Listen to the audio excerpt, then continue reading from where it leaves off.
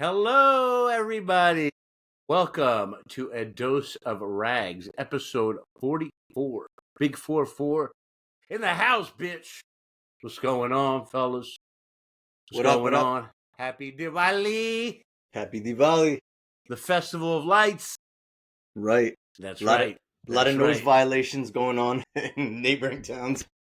Is there? Yeah, I mean, West Windsor put a thing to alert everybody. It's Diwali? Yeah, put your fur babies inside. They're like, yeah, put your fur babies inside or something. What do you think? What do you think Edison, New Jersey is like on a night like tonight? You know what Edison, New Jersey is like? It's like those videos they put online and hate on Indians. For those of you that are out of state, or out of the country, Edison, New Jersey is essentially Little India. Is that an accurate? Would you say that's accurate, guys? Big India, bitch. I mean, it's nothing. I mean, it's India, bitch. You go there. I mean, all of a sudden it becomes a dirt road. You're like, what the fuck happened?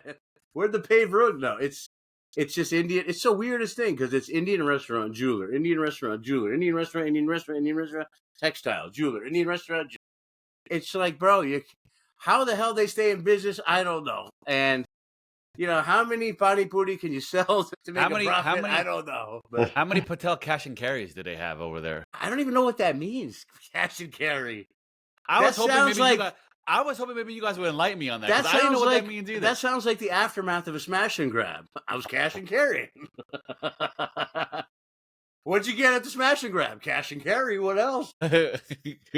My coworker, who's not Indian, by the way, said she went to the Patel brothers. She said some guy basically elbowed her. Like, this is how freaking crazy it is. Talk about smash and grab. I had to pause. I was wait. Sorry. She went for Diwali? No, she just went there to get some groceries, like on a regular day. On a regular day, and this is where the Indian hate comes from. Yes, you can't elbow abroad like you're on the Eagles, though. Like, yeah, I mean, you can't fucking. What's that called? That elbow tackle dose? The chicken wing. You can't chicken wing, auntie, bitch. Why are you trying to get your friend white? No, she's black. She's a black lady. Wow. She's the security lady at my job, and she's telling me, she's like, and the cashier lady, she was waiting in line. The cashier lady called some other guy up instead of her when she was waiting there. I had to apologize for our lack of civic sense at these places. So what the fuck, man? I'm getting annoyed, dude. Yeah.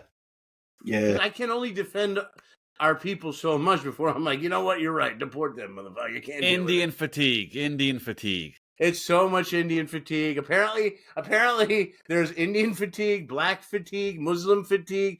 It's just everyone's Jewish fatigue, Israeli fatigue. The fatigue is hard. We're all sick of everybody. We're all sick of everyone. Listen, we're all sick of everybody. Let's just be honest. Hey, now wait, hold on. Would it be accurate to say Indian fatigue or Indian fob fatigue? Indian fatigue, bro. Indian fatigue. You know why? When they get mad at motherfuckers having their wedding and they got like, you know, the horse coming up and the groom's coming in, it's usually like an expensive house in the suburbs. And the white people are like, they're taking over our neighborhood with loud ass music. You know what I mean? Like, so the fatigue is just, I think the fatigue starts in little amounts. Like you start seeing Indians, and then an Indian will do something real bad. I think, look, a lot of Indians don't assimilate, and people are frustrated, and they get tired of it, right? But, like, listen, for some reason, when I'm walking, like, when I went to visit my parents, right, and in New Jersey a couple of weeks ago, and I'll see, like, an Indian lady still got the sari on, walking around. I'm like, bitch, can you just fucking not go so hard? You know what I'm saying? Can you just put on some pajamas or some shit? Can you just do us all a service and help us out with maybe, like, you know, against the Indian hate? You mean fit into society, you mean? Go ahead, Jay, sorry. Yeah, we had this one neighbor, right, that were here as long as we were, like 30 years in the development. Oh, conservative white couple, right? One by one, you see the houses in our development being taken over by an Indian person. He saw that wave coming and got the hell out of there. He's like, I can't take this no more. And look, I get it, bro. I get it. I don't want to live around one race of anything, right? I don't. Whether it's white, Indian, Persian, black, I want to be diverse, okay? That's what the beauty of America is, diversity. Now, I can imagine the white people that used to live in Edison, they hate Indians, I'm sure. bro. When, White when, people what, in when, hold white on, people when in was West that? Windsor are probably like, yo, they took the school district, they take everything. And, well, actually, Asians too, right? So Yeah, 70%. When was when we moved Edison? to Windsor, When was Edison last majority like Caucasian, or at least not Google that. majority? That's a good That's a Google, very good bro. question because ever Google since that.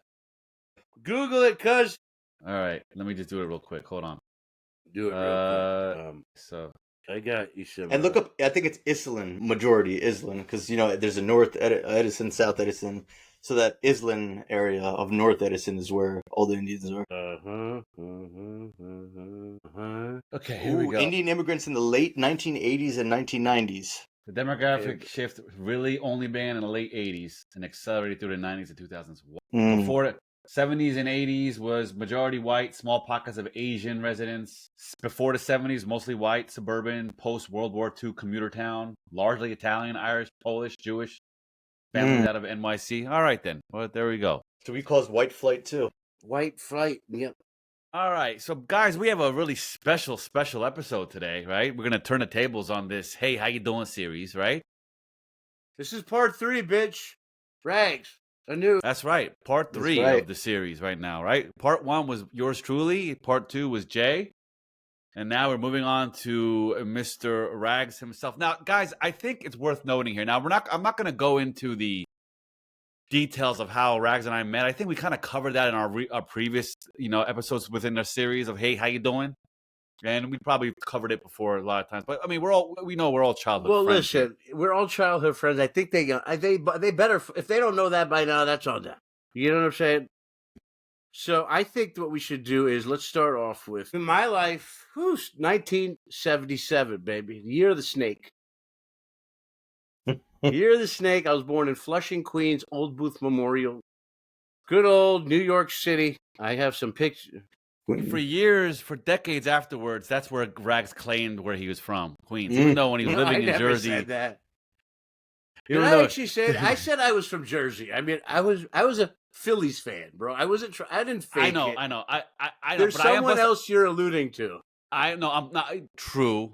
That is very, very true. But I do got to bust your balls once because and this was a bad job by me at the time because we were traveling in Europe. We were in Amsterdam.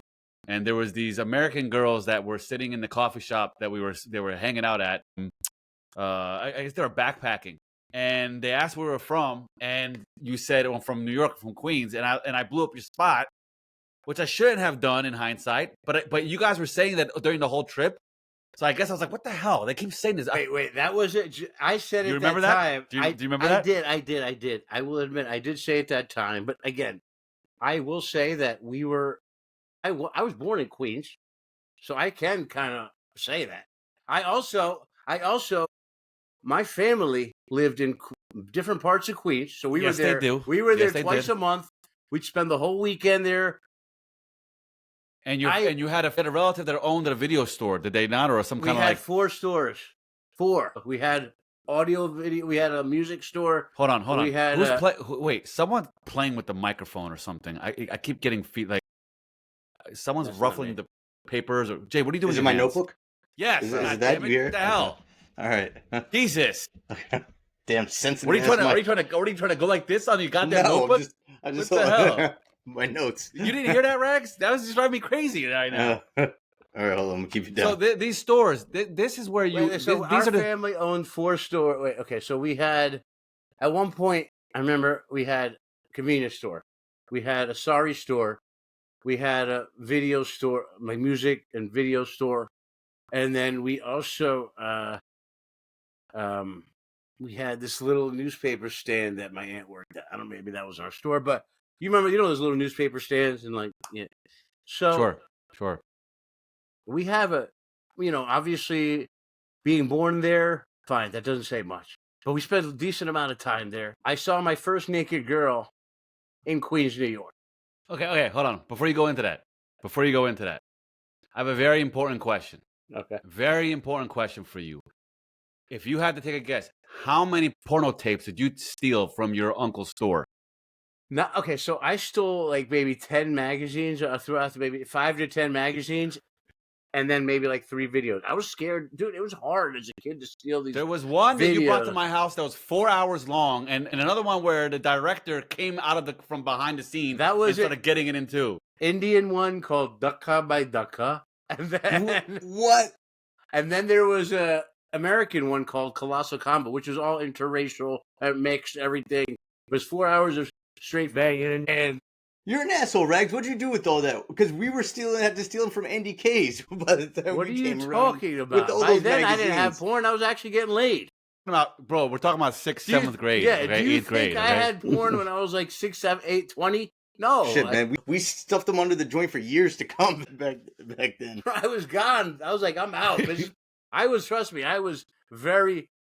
the porn helped a lot because I didn't get nothing for a long time. You know what I'm saying? But, all right, let's start. When I was young, Queens, fine, you're right. There were times where we were embarrassed to be from West Windsor, New Jersey. And Dose, you also did it once or twice. Don't even lie, bitch. What am I gonna? I didn't say New York. I don't know what you said, but I could claim. Listen, I can claim Queens, New York, because I was born there, and we used to go there a lot. But you're right. I cannot truly say I'm from there because I am not. The thing but is, also, am I from West Windsor? No, because I moved to West Windsor when I was 9 or 10 years old, and then I moved out when I was 17 to California. So that was 8 years in Windsor, and I did come back and forth, yes. But if you want to say where I'm from, I've lived in Seattle. I've lived in, I remember when I was doing door-to-door sales? I was doing door-to-door sales, and I was doing that down in Virginia, Maryland, Delaware. I lived in New Orleans for a couple of months with my cousin. I lived in Maryland. I went to college there. I lived all over parts of New Jersey and New York. I mean, well, where's your heart, Raagz? Where's your heart belong to? My heart belongs to LA, I'll big tell city you of right dreams. now. I'll tell you. My heart belongs to Newark, New Jersey. You know why? Was it the Pepperhead? No, it was because I lived in the dorm room there with V, with my brother. That's not all. That's not all. That was when 9/11 happened. And the day of 9/11, I was in Newark. I was watching the smoke go down the ocean. I'll never forget it. I was smoking a blunt with Sharif Burton, R.I.P. Me and Sharif were smoking a blunt on the rooftop of your fucking apartment, Dose. New Street, yeah. The rooftop of your apartment, watching the smoke go, talking about the future, and it was just, and you know, I fell in love with Newark was, I never... Yo, Jay's camera just fell, and I was looking in it. I was wondering, my eyes were playing tricks on me. I'm like, is this thing like slowly inching down? And I see Jay just like, yeah, you just thought it going a long way. Jay, this is what it looks like when Jay's choking you. He's just like...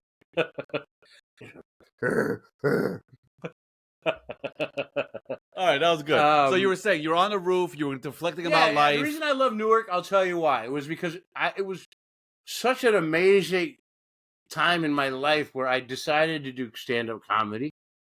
It was an amazing time in life where I spent time in jail, and that time in jail made me realize I was a comedian at heart. It was Newark, New Jersey. God damn, what are you doing now? Can you specify that? Were you making people crack up in jail? Is that what... Hard, and that was where I was. We'll get into that. We'll get into that. We'll get into that. I made the hardest motherfuckers laugh. You know what I'm saying? And that's how I survived in there.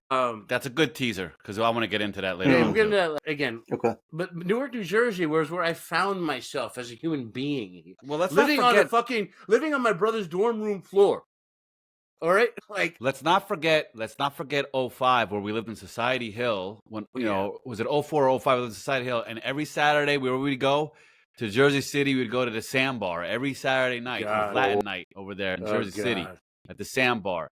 Probably, I would say during that time period had to have been the best club in New Jersey. Now that's not saying a lot to some people. I get that, but that was legit. You had people from the Bronx, New York, all 5 boroughs coming down there for 2005 lit crowd. Right? 2006, 05, one of the two. 2003, 2004, 2005. Yeah, it was. Or 05. No. What's it? 04? Sure. Yeah. Okay. So we were going there after too because we graduated college in 05 and then moved to Jersey City. You guys came there a little bit. Yeah, you guys came there a little bit. So you guys were going there before.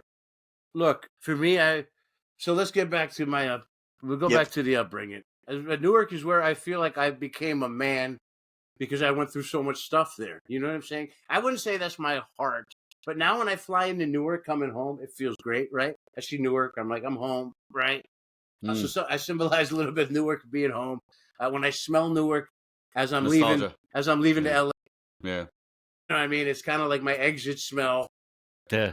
Yeah. Even though, and Newark as an airport is just, everyone knows that airport, right? So Sure. I just think that time in my life was when I woke up and I realized where I was in my life and what I had to do to change my life and all that stuff. Even though I, again, didn't change for years, but there's a lot of decisions made there, or initial build and work that was done there. But yeah, I slept on the floor for years, right? You saw it. I slept on the floor of Cockroach City. You know what I'm saying? I ate people's leftover pizza off the ground. You know what I'm saying? Well, you I asked was sometimes Deboing too. motherfuckers for their pizza, bro.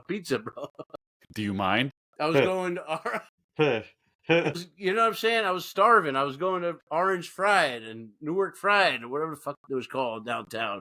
Orange fried chicken On Thanksgiving. You know what I'm saying? Yeah. Like, Mm. but yeah, I would get freaking $30. We would get 30 sacks of that pungent from Irvington, right?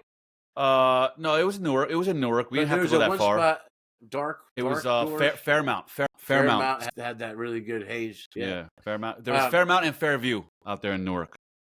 Shout out to Fairmount. I'll tell you what. I lived in Newark. Everyone knows it's this awful, hard city. There's a lot of violence and gangs. I know I lived in the university area, but I also crept out in the other area. Never felt fucking. I know. But we'd get those Rutgers emails from Rutgers Newark that another student had been robbed every other day. Well, I was the one robbing them. They just didn't know. They just didn't know. They thought it was a guy from Newark. But remember the graveyard where we used to burn? Do you remember next to V's dorm? There's a graveyard. Yes. You couldn't see at night. It was real creepy. Yeah. But think about what we had to do to burn one, bitch. We had to go to the graveyard, and we couldn't see. It was wild in Newark. The level of discreetness that we had to go through. But then of course we moved out of the dorms. I lived in a house. You moved next door basically, or we moved around in different homes and condos, and we had a little more flexibility there. But before that, you're right. What we had to do to be discreet, to smoke some pot was just really absurd. Yeah. I can't even imagine nowadays having to be like that. So you guys weren't a fan of the Pep from Newark? Of course we'd love to. Yeah. Of course, yeah. the Pep. Well, I've been winning the little bricks plenty of times to get that, you know? But I remember in Newark, actually bring it back to Newark, when your girlfriend at the time, she got me a job at Hamilton Pub, and I was a server, and it was the weirdest shit because the chef there was an asshole. This guy was an old white dude. He would just yell at you if you made. Dude, he was like a Nazi, like chef, like the Nazi soup Nazi. He wasn't there long though. I remember there was another guy that came in after him. Well, dude, he was so mean. If you messed up one thing, he berated you in front of everybody. I know what that guy. He was short, right? He's short with the glasses, the light hair. Yeah, he looks like a I deadhead. remember she couldn't stand him either. No one liked him. Yeah. But then what they used to let me do in Hamilton Pub, there was a room upstairs where they had a mic and a stage, and I used to go in that room and just talk to no one in that room and do my stand-up to the air, write my jokes, and I still write my jokes like that, where I walk around the room right, you know? So some things never change. I kind of want to get into your childhood. Yeah. I mean, but you know, multiple times I can recall when we're doing these episodes, you refer to, you know, how your life changed after your twin brothers were born, right? I mean, you often talked about how your life just changed for you once your twin brothers were born. Yeah, I joke around. And I know you say it in a joke way, but I would love to dig into that a little bit. I kind of want to know. So, how was it before they were born? Yeah, I mean, look, I was an only child for 5 years. You know what I'm saying? I mean, my parents, we lived in a 1-bedroom in Queens, and I asked my mom. I said, "When did I start sleeping on my own?" From the beginning, I was sleeping in a crib that was next to the bed. Okay, so I slept in the crib next to the bed. We moved into our first house when AK and V were about to be born. So I was 7, and we moved into that house. Windsor, in Windsor? Before that, but after, so listen to this. Moved from Queens. After a couple of years, we moved to New Jersey. My mom got a job in Jersey. My dad, I forgot what he was doing. He was going to Pace University at the time. I went to his graduation as a kid. And so I lived in North Jersey. We lived in Jersey City. We lived in, I forget, maybe Teaneck area, some shit. But we lived in another apartment. And then I remember when I was turning 4 or 5 to go to kindergarten, my mom got a job. So I would go to an Italian nanny who I remember this woman was the most loving woman. Because I didn't really have grandparents, right? So this was like grandma to me at that time. And so I'd go there every day after preschool. She'd bake me chocolate-covered pretzels. She loved me so much, man. What a great fucking memory. Yeah, so I remember when I was... I mean, look, my mom was so nice to me, she'd buy me a Hot Wheels car, like, every day. Like, that, dude, I know it was like 50 cents or whatever, but you know what I'm saying? Like, I was a spoiled kid. That's a big being deal. An only child. Like, I have a joke I talk about on stage where I'm like, I'd rather be an only child in a broke family than be like the third child in a middle class family. You know what I'm saying?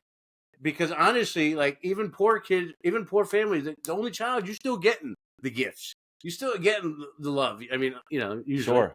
So it's like, I mean, I had nothing but fond memories. If you want to put, like, you could show those pictures of me. Yeah, these are fantastic photos. That's What? Look at that happy little guy. Look at the overalls. The Oshkosh. I was having fun. Oshkosh was the shit back then, boy. Yep, Oshkosh bagosh. Yeah, man. Look at this. Look at the love here. Look, this. It looks like a normal little boy. How about that? I was normal for a second. Yeah. Yeah, I mean, wow.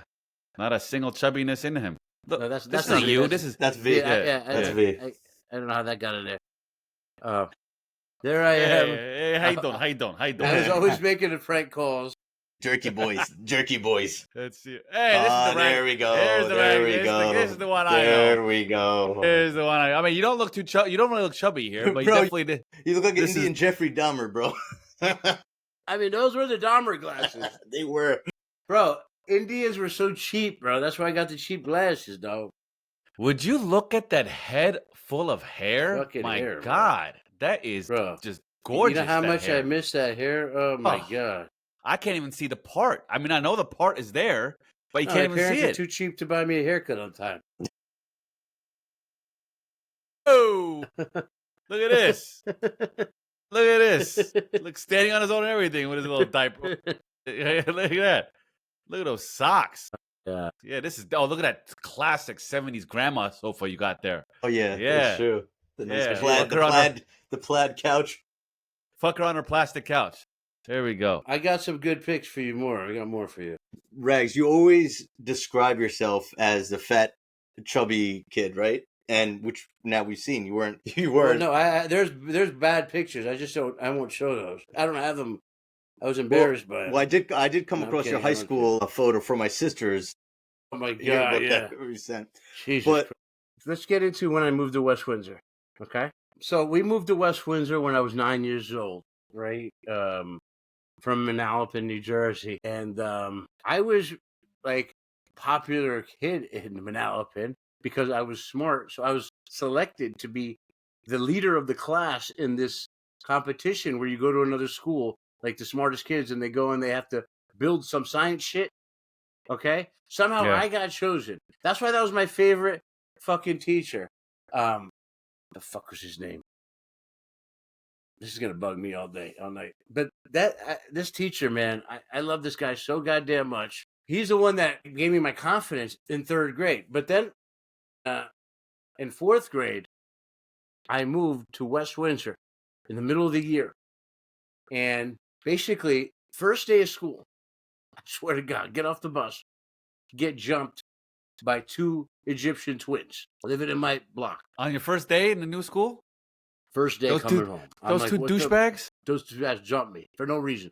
For no reason whatsoever, bro. Because you know what? No, I don't know. No, we both know what the reason is. We talked about it earlier today. I think we're going to call it Indian fatigue, even back there in the 80s, maybe. No, I think those two were just bad kids at that point. Those two loved me. I came in the middle of the school year, too. They loved me. You want to know why? Because they thought they... Yeah. Person. Because I'm but Middle no, Eastern. but listen, here, something happened. They call me dirty, smelly, Hindu, whatever. I know, and I wasn't. I'm like 2 guys, so I fought both of them. That was my introduction to West Windsor, New Jersey. And I'm like, okay, now I'm in a new place. And again, eventually I became friends with them. We played sports, not really friends, but sports, right? We played sports. But I'll tell you what, from the minute I went to West Windsor, I realized that I wasn't the smartest kid anymore. You know what I'm saying? And Blue ribbon school. I think I started getting bullied a little bit in West Windsor because, again, it's real easy to get bullied by the white folk. You know what I'm saying? And it was Sure. a very white town at that point. Really white. I was like, it was hard to make friends at that point for me. Even though I hung out and played sports with my neighborhood, going to school, I felt like I was maybe not treated that great. Now, were when your twin brothers born yet when you first moved to West Windsor? Yes. They were born, like I said, when we moved to our first house, Manalapan, New Jersey. They were Okay. born. So they were there with you. Okay. Now They let me were ask you there. this. Let me ask you this though, because I do have one more question as it relates to Mhm. the dynamics of your household. Well, I'm just going to say something. When they were born, I started gaining weight. I started getting chubby. that is because- that was a perfect segue. Okay. No, let me just finish. I started gaining weight because, again, when you have two kids, they get all the attention, they get all the love, and they need the attention because there's two of them, right? So literally, I was on my own a lot. I'll tell you a fact. 7 years old, Manalapan, New Jersey, guys painting something outside of my house, smoking a bogey. I'm like, what is that in his mouth? And it smelled good to me. I'm like, smells good. He threw it. I ran over it, and I picked it up, and I burned the shit out of my fucking lips, trying to smoke a cigarette at 7. Again, vivid memory. But yeah, so I started at the age I felt like maybe I didn't get the attention I needed, and So let me ask you this then, okay? At what age did you realize the spotlight moved from you to the buy one get one set of your twin brothers? I mean, even before they were born. You know what I'm saying? Because my mom needed my aunt's help because my mom was so big with the kids, she couldn't barely move. Right, 2 of them. So I would go to the neighbor's house, and I would just go chill over there. The neighbor lady would take care of me, and her son I was friends with. And then I remember they're like, "You have a brother. You have 2 brothers." They brought me. I met them. That was obviously, look, like, again, the attention was gone from me completely. All the people that we used to go see, my family, whoever, everybody, my parents' friends, the twins. Everything is about twins, right? And meanwhile, I'm nobody then, right? So I mean, I'm old news. You felt replaced, like pushed to the background, huh? I just didn't even realize what was going on, right? Because I was so young. So I just felt somehow I started eating, getting fat. Somehow, and then that's when I started rebelling in 6th grade. In 6th grade, I started stealing everything from the classroom. And I was eating fucking everything in sight. I was so fat. I was like such a fat mentality that I would go, and I remember this. There were kids running for school. Remember, I'm running for vice president of the school, right, or whatever of the grade, president. Yeah. And they would fucking tape like Hershey Kisses to their poster. Do you remember that? Sure. I used to take the Hershey Kisses and sneak them and eat them off of their fucking posters. Kind of answers one question I was getting ready to say, all right? And because the irony behind this is really, really interesting to me. Okay, you've jokingly on the set. I remember I recall a set very, very vividly where you describe your parents as thrifty, but like, I mean, it's just a fancy word for like cheap, right? Oh yeah. Or even I'll be nice and say low budget. But the irony is, how the hell are you a chubby little shit with a low budget family household, though? I'll tell you how, because listen, number one, I would sneak in food. Okay? I would. From where?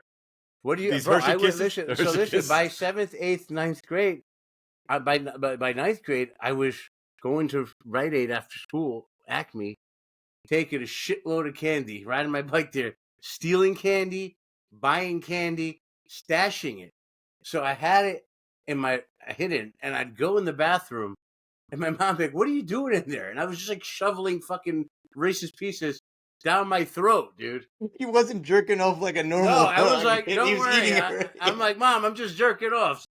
Yeah, right. I mean, right. all you saw was wrappers of Reese's peanut butter cups, and I'd fucking throw them, and I would drink tons of soda. My dad bought so many fucking cases of soda, and I would Really? sneak them and sneak them and sneak them. And soda can get you fat real quick, right? You Sure, drink a couple, sure. soda's got fucking 50 grams of sugar, but dude, it can crush you. So that's really interesting, right? If you had to put like a percentage on it, how much of the fatness was contributed from this candy that you stole compared to the Coke or whatever it is that your parents had at home? Well, I mean, my parents were very, very strict on us. We only got like one brownie a day. I know. You know, like extremely, and that wasn't about thrifty. They were just like, dude, you can't eat that much sugar. They were actually very health conscious people, right? We didn't have much junk food in the house to begin with. We had sodas, and because Indian dads, you see, I can get one case for 20 or 5 cases for 40. I'm getting 5 cases, right? And my dad he loved shopping for sales.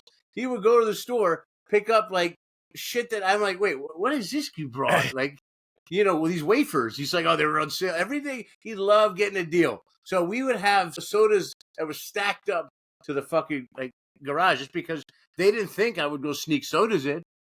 Now, is it true? Is it true that when your dad came home from just ransacking all these sales from the grocery store and saving all kinds of money, that your mom and him would really get turned on by that kind of stuff and show some affection towards each other when he gets home? No, is it true? No, that wasn't true. You tell me a stand-up joke? My mom was actually like, yo, why are you buying all this shit?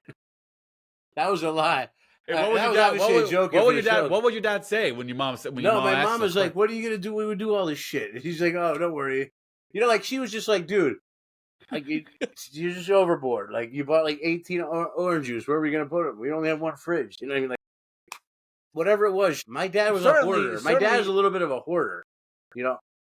Okay. Well, certainly that changed a bit when the twins came around, though, right? They bought some little more snacks, right? Right, Jay? When you went over there as a kid, were there a lot more snacks in there? growing up? We didn't have much. Well, I guess your brothers had a secret stash too, then, or maybe they took your stash. I don't know. No, I didn't have a stash at that age. I didn't have a stash at that age. I was into drugs. I had a different type of stash. I wasn't that, and again, I had lost weight by then, right? But you weren't. What were the snacks you were getting, Jay? I don't even remember. I mean, it was I think in retrospect now, I think we had to, your parents were just like mine. Like, we weren't allowed, so we had to hoard it and steal it for ourselves and keep it. Yeah. And Almond Joys, the Reese's, I don't know what you're talking about. But they kept it in their thing. But I guess it wasn't your parents. Your parents didn't know about it. Like in my house growing up, like peanut butter and jelly was a good meal. You know what I'm saying? Like, yeah. So slightly, we're having fun with this, obviously, right? But on a slightly more personal note, right? Or when you look back at your childhood, we make a lot of jokes. You make a lot of jokes about your weight. Privately, though, how aware of it were you at the time? I was so aware. I was bullied for it. You fat, smelly Hindu, Indian, dirt. I had a garbage, a garbage fucking can thrown on my head. Like, really?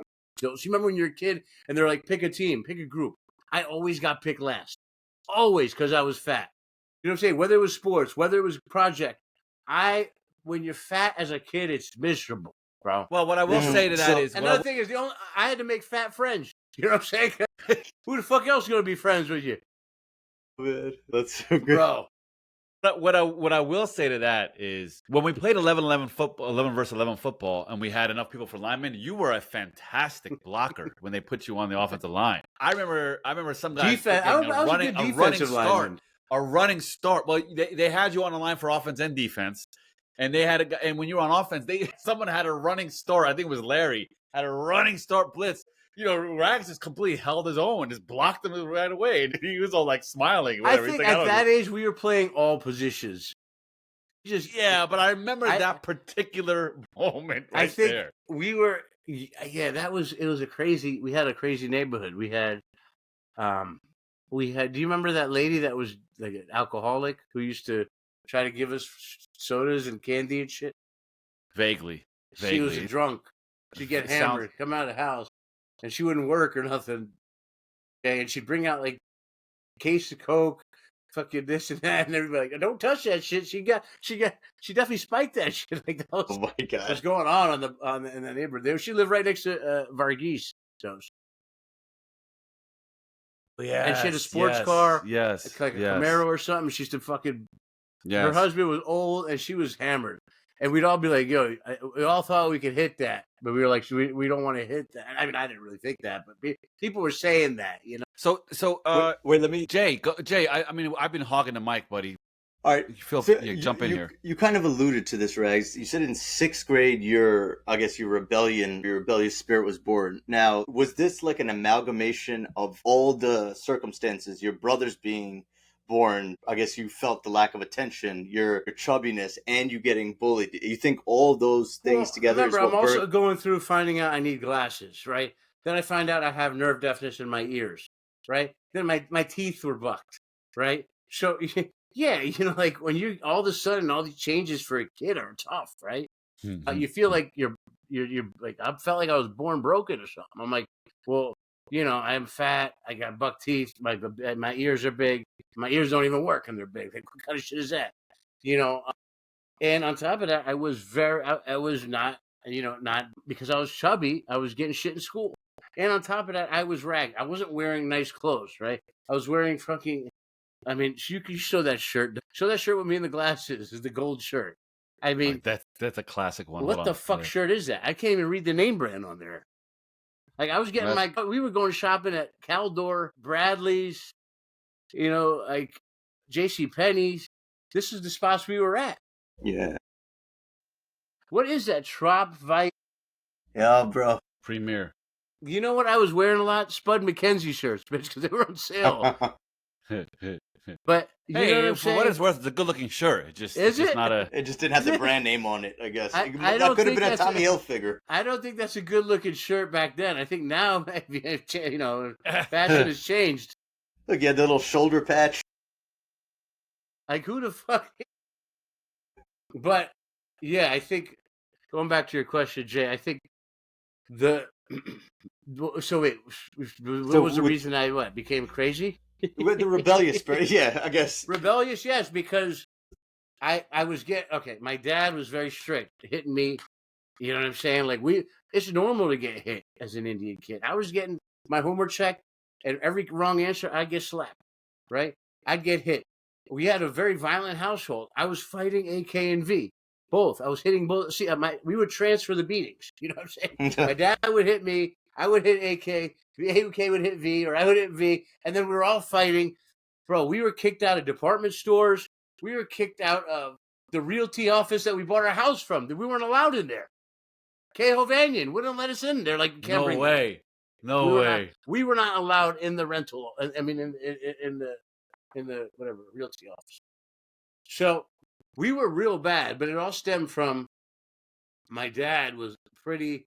Back then, he was now he's a softie, right? He's old, but back then, man, he was freaking scary. You know what I'm saying? I was scared as hell of my pops, bro. I knew every day I was coming. I was getting it every day, and that's how I became violent in the neighborhood. I fought so many kids in the neighborhood because to me, I was not scared to get hit. Matter of fact, to me, that was normal, right? I was like, oh, you want to fight? Yeah. You know what I'm saying? Like, you can't hit me harder than my pops hits me. So I have no problem battling with you right now. You know what's interesting about that is I'm aware of that, but also at the time, my personal experience with you was very rarely ever violent. You know, I mean, was it like beating people? I didn't mean with me. I mean just in general. We you know, look, I would say this. I never hit people. I never started. You were never a bully. I was never the starter. I was trying to be the guy. I was just a kid. Don't you remember? We would crack jokes. We would play football. We were always. It was just like fun. We were kids. I think the violence happened because I was always on the defense about shit. You know. Right. But yeah, it's like when you grow up in a household where fighting is normal, right?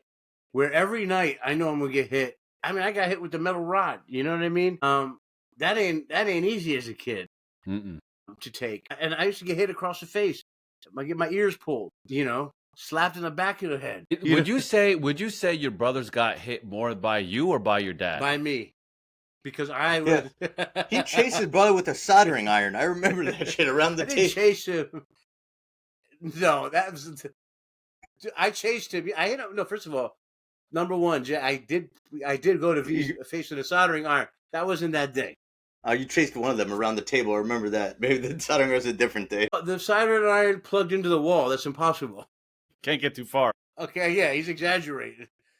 I definitely could not run with the soldering iron because it's plugged. You did chase him with something. I'm probably getting it wasn't a soldering iron, bro. That's first of all, that's super dangerous. I went to V and fuck with him. I'm like, is this hot? Up in his eye, and then he's fuck. Shit.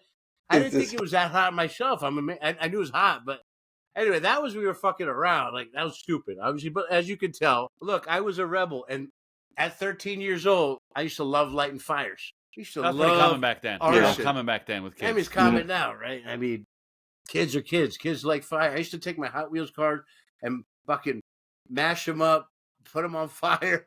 It was like, I mean, it was just like fun. And then I started lighting fires like outside my house in the neighborhood. Wait a minute. Hold on. Wait a minute. These cars, these hot rod cars that you just said a moment ago that your mom would buy for you, which you loved and adored. When I was like fucking 5 years old. This is 7, 8, 9 years later. I mean, you just burn them? He's like, I'm not a kid anymore. No, I was just like, you know what I mean? Like, yeah, because I burned like half the car. Like, you just had some damage on it. So it looked realistic. So it didn't look new anymore. The realism was what you were trying to capture through the burning. Well, I was just having fun melting something, bro. What the fuck? I mean, look, I had a pet bird at that time. My uncle. Oh, please don't tell me you did anything to him. My cousin Chacha got me a pet bird. No, I never did anything. I loved animals. Matter of fact, we had that bird for 12 years or something, Polly. That's a very original name. Bro, Polly was my man. Poor guy, man. He lived in a cage his whole goddamn life, But yeah, so it's interesting. As a violent child as you self-proclaimed to be, you did have a very soft side when it came to the animals. Very. I mean, he would be on my shoulder. He was my boy. Here's the thing. It's like there's a clear difference. Listen, when I was really young, a cat followed me home. And he followed me all the way home. I'm like, Mom, can I keep it? Can I keep it? Can I keep it? Right. She's like, no, hell no. No, shut up. But the cat waited outside for me the whole night. And my mom let me bring it in for one day. I begged her. So I always loved animals. I always had this thing with animals. But going back to when I was 13 years old, I decided to light a fire. And poor kid, my friend, I convinced him to become a pyro. It was all me. But I started getting him into fire. We light the whole field. I bring out the gasoline. I'm like, we're going to do a big one today. What a fucking disgrace. 13 years old, light the whole field on fire. What a jerk. But then I didn't know the whole thing was going on fire. No, this is right near the path that goes to AKs. Okay. From my parents. Yeah. The little lake area. Yeah. The whole thing went on fire between those houses. And so we run away. And cop shows up. The fire went a lot bigger than I thought. He comes up. He's like, "You guys know anything about the fire?" I'm like, "Nah, I don't know nothing." And he goes to my friend. "You know about the fire?" He goes, "No." Then he pulls out this key. It was my friend's key. My friend dropped his key. And like an idiot, my friend grabs the key, goes, "That's mine." And I'm like, "Fuck! I told you nothing." Then what are they going to do? Go door to door with every key? Oh, man. So I would have got away with it. Because, we smelled like gasoline, but they had to prove it, right? It's hard to prove. So I get arrested at 13. They bring me into the West Windsor precinct. And my mom's at work. So my neighbor comes. My Indian lady neighbor comes, slaps me across the face in the fucking station, bro. Shut up. Swear to God. And then my mom comes crying like, I will tell you this. That was the most embarrassing day, and I'll tell you why. As the fire is lit, and the fire is being put out by the firemen, the cop gets me. They got me in the back. They got me in the back of they cuffing me. AK and V's school bus pulls up. Of course, sees me getting bagged. They get home. They might tell my grandma, my Indian old lady grandma. Remember her? Mataji? Mataji. She's running out. I see her running towards the fucking cop car, and I'm just like, I told the cops, I'm like, let's go, let's get out of here, let's go to the station. Oh, man. My God, but so obviously your brothers took after you, right, and became rebellious. Well, that was the first of many arrests, right? Then I got arrested for. Were you with us, Dose, at Cop Cycle when I went in, took the hat, put it on my head, and ran out? The cycle? Cop Cycle in Princeton. No. Oh, I wasn't there that night. No, but I know what you're talking about. I was as a joke because I was trying to be funny. I went in the bike store. I'm like, you all got great hat. I put the hat on. I'm like, how much this? And then I just run out. Of course, I was doing it as a joke. The guy runs out, he tramples me, beats me up, calls the cops on me. But then I also got arrested for taking someone's pot. You know, for all those times, there were also some close calls where you didn't get arrested too. A lot more close calls where I didn't get arrested, where we committed a lot of stupid shit. Do we want to get into any of those? I mean, whatever you guys want. You know, I got a lot of. You got stories for days on those. Man, I don't even remember half of those, but yeah. I recall there was an incident once, you know, when we were in our teens that you stole a bicycle from someone's garage, and oh my God, yeah. It had it had one of those little baby seats in the back, and you took it off. You left it in the garage. You left it in your garage, and we were riding around town with it. And then we see a cop come past us and then turn all the way around. It was me, you, and two others. We three others, as a matter of fact. Huh? We spray painted the bike. This is before we spray painted that bike. This bike was still red. So we were three. It was me, you, and three others. Cop came around, basically said, "You fit the description." Took you in. One of the guys that we were with was stuttering like crazy because he wasn't all up there after his accident. You know what I mean? In his head, literally. Yeah. And so really made him look like. So he takes Raagz into custody. They detain Raagz, Jay. Okay. And I guess what he did is he takes him to the house where he allegedly had taken the bike. In the meantime, me and the other guys, and I'm going to give myself credit for this one. We ran to Anu's crib, and I said, we got to get rid of the evidence. Thank God your garage was open, unlocked. We go into your garage. We take the baby seat. I don't know how you thought that, but thank God you did. Yeah, smart thinking. I remember dumping out all the screws in the sewer, and I don't remember, we went to the field and threw the baby seat someplace else. Sure enough, 20 minutes later, and we're standing there watching from a distance, like hiding, we see the cop car drive right back, and then we see Raagz hop out the car with his little fat ass coming out, and then the Jake over there too. Opens the garage, he's walking around in there, came out, and they let him go. No, now, they were shitting bricks because you obviously didn't know. They looked through the window first. I thought they made he wasn't allowed to go in. So he was looking through the window because I was denying it. I'm like, no, there's nothing going on, nothing at all. He's looking in the windows, and he's got the flashlight. And we don't have no blinds over this garage window. Looking in, you can't see nothing. Because then he was wanting to come talk to my parents, right? He can't just go in my parents' house without their permission, right? Because I'm a minor. I don't even have the right to tell him. Your parents weren't home yet. But I was also denying it. So, then he let me go. Well, do you remember? They took me to get ID'd by the motherfucker in the garage I went into the guy's garage and stole the bike while he was in there. That's how wild that was. I was with him. I'm like, bitch, it's mine. And I ran out with it. And he was like, what the fuck? You're running after me. And I got on the bike and dipped off. Now, but yeah, somehow thank you for that, bro. Whew. Was this the same garage where you had to just tap the handle like 8 times and then the thing would click? And then all of those were like that. Yeah, back then. Thank God that door was up. Thank God it was unlocked, man. Shit. Thank God. So that was that one. And then there was another one in Princeton. We used to get people to. This is very common. Old kids probably did this in their teen years. But we'd pay. We'd hang up by the liquor store, wait for someone foolish enough that was of age to buy us our alcohol, and then they would come out and they'd leave it on the side for us. Right. There was one instance where we did this and everything looked okay. Then we parked in the back. It was a fucking case of Zimas. Okay, by the way. Okay. And we take it to the back and I'm arguing and yelling at the guys because I'm like, what the fuck? Wait, you guys are driving? You guys are of driving age at this point? He was driving. Raagz was driving. Okay. About to load in the truck. I'm yelling and screaming because the change was only $2. I'm like, what the hell, $2? And then meanwhile, the owner comes out and then rips us a new one. Raagz just talked this guy's ear off to the point where he was like, I'm just keeping this alcohol and your money. Get the fuck out of here before I get you locked up. Here, let us go. I was so foolish to still pissed off about losing my money. And Raagz like, dude, we just got out of getting locked up, man. What are you worried about right now? How the hell did we talk our way out of it? I don't even remember. You talked out of it. You was like, I'm a designated driver, sir. I would never do something like that. So convincing, persuasive, so animated with his hands his paw was just going up and down, talking, walking back and forth, following him from outside in the parking lot to inside. We were in there. They didn't call the cops.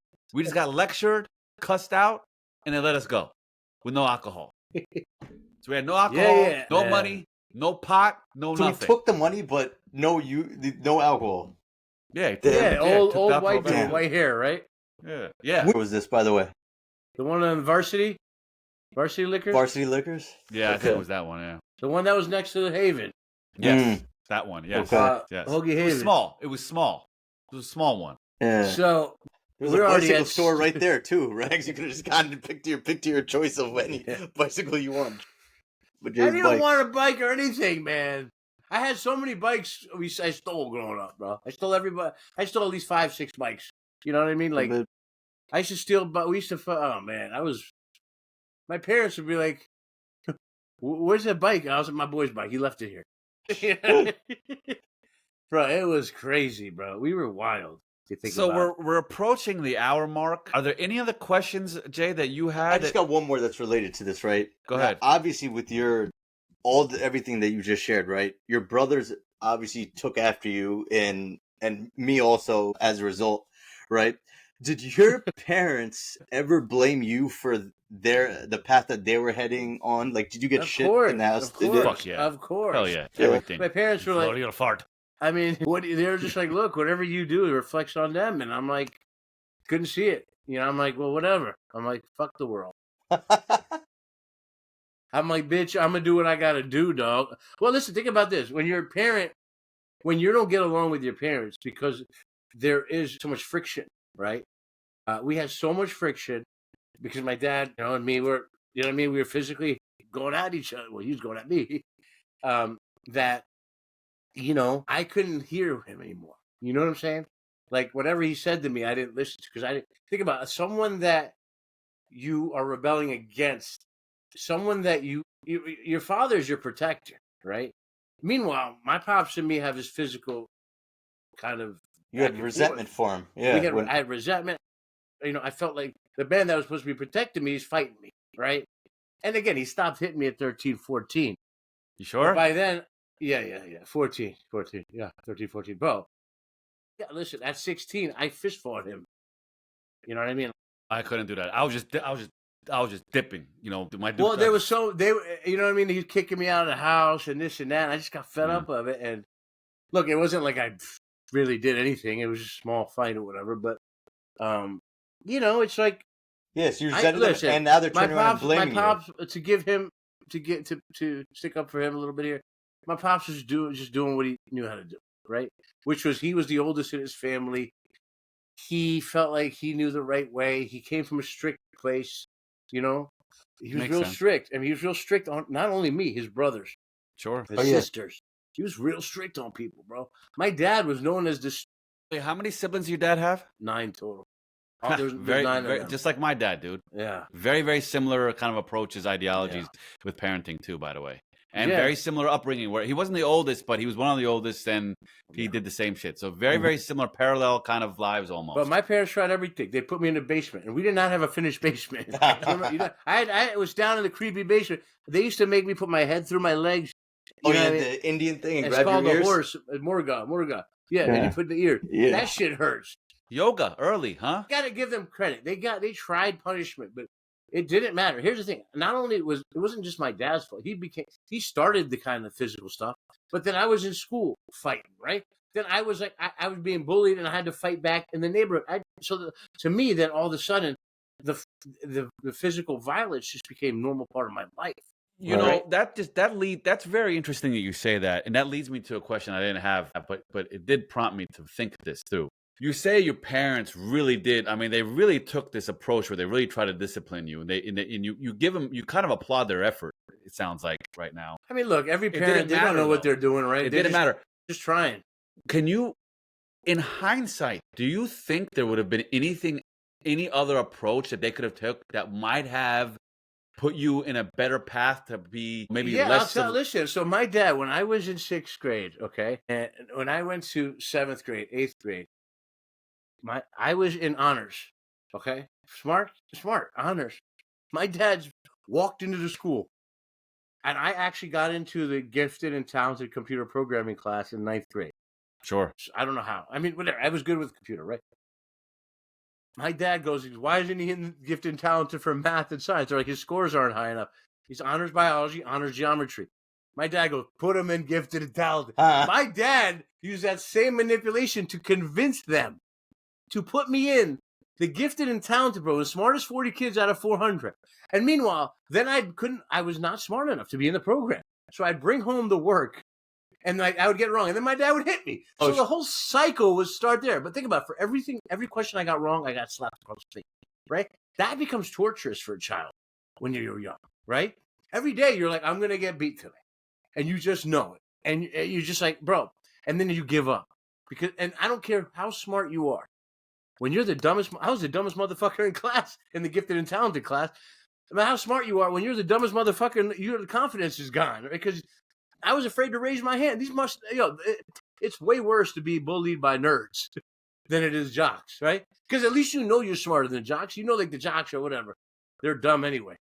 The smart kids, I raised my hand to ask a question. They'd fucking just be like disappointed. They'd be like, I was holding them back, right? Like I was holding them being a scientist in the future back with my stupid questions or some shit, right?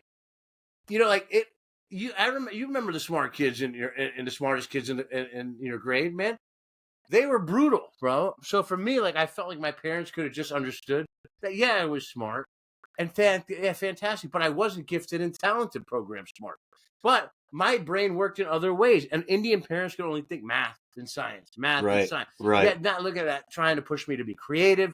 Actually, look, I did play 3 instruments and fail miserably at all of them. I played the trombone, I played the saxophone, bro. I mean, the music wasn't your thing.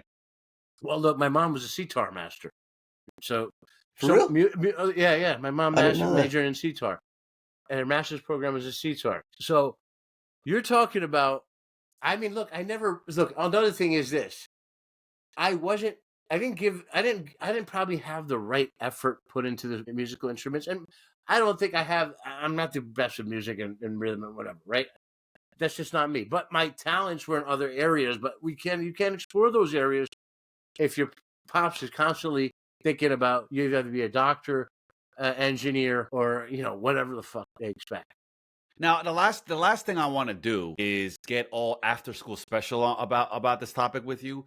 But I am curious now, since you revealed all this, like, have you, after you were an adult and things, things simmered down, you moved on with your lives, have you ever had conversations with your parents about their yeah. My parents, parenting ideologies? Bro, my parents have apologized a million times. I feel bad because really, oh yeah, and I've come down, and again, Dude, it's not their fault fully either. I get it. We were bad kids. I get it. Yes. You shouldn't have started. They started kind of the whole thing of bringing it out of us, but we finished it, right? We were the ones we nurtured it, right? We were violent in the house. We were bad. We were violent outside the house. And we just normalized violence with how you get shit done in life, right? If you want something, you take it. If someone's in your way, get them out of your way, right? To us, this is how you solve problems. And it wasn't like we were just trying to beat up people. No, it was, I always taught my brothers, I always taught all of you guys, you only fight if you need to. You never pick on someone smaller than you. You never start a fight. I'm not a bully. But guess what? If I want that thing and you're in the way, I hope you move out of the way. Right? I still had that mentality that, like, look, man, I'm giving you a shot. I'm telling you, this is the way it's going to be. Now, obviously, that only works so much, and then you know. By your 4th penitentiary visit, it starts to Well, I'll tell you, like, listen, for me, it was like, obviously, like I said, we're from New Jersey, right? But I started going to New Brunswick and New York at 15, 16, right? Started hanging out in these areas at 15, 16. Then I started realizing I'm going to the hood to try to get drugs. I'm going to buy fucking knives. I'm buying brass knuckles. I'm doing all the dumb shit you do as a kid, right? But I'm also realizing when I go to these neighborhoods, like I'm realizing I'm a dumbass, I'm a bitch, right? Compared to these people, right? These motherfuckers are the real deal. I was never stupid enough to think that I could go into the hood and flex. You know what I mean? I always knew, keep your head down, do your shit, and survive. Because guess what? If you think you're seeing something bad, these guys are seeing 1,000 times worse. Yep. Right. Regardless of, I mean, look, I thank God there's a lot more problems that people go through with sexual molestation and assault and all that shit. And my dad still loved me, even though he was on me. He loved me. The only reason he hit me was because he wanted me to be smarter. He wanted me to attain these things. He wanted me to be better than him. Yeah. Because he was the smartest one in his family, supposed to be or whatever, like getting good grades and shit. So like he expected the same thing out of me. Now it was all for good. Like he also was the one when I would get locked up, he'd bail me out, right? He'd pay for my lawyer, right? Look, I had jobs, I had the paper routes, I had jobs.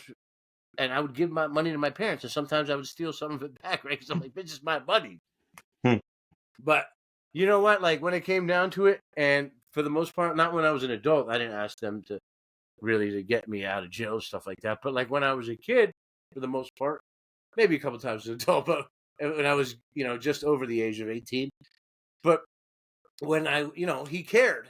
Look, he knew I was on the wrong track when I was 16, 17, and at that point, 15, 16, 17, take me out to dinner. Just me and him. And he took you out to dinner. Did you and him, you're saying? Oh, yeah. When I started taking me out when I was 14, 15, because he saw me, I was getting real crazy. And where would you guys go? Pizza Hut? Fucking like steakhouse. Charlie Brown Steakhouse. Because he knew I liked to eat meat. And he's like, and even though he was a vegetarian, like that's how much he tried that. You know what I'm saying?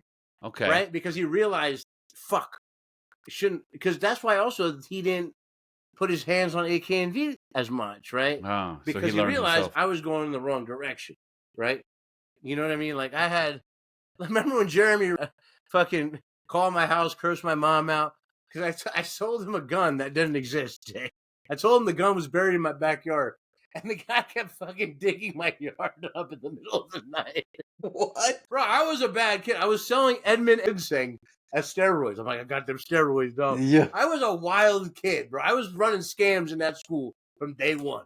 And again, I don't know where that came from.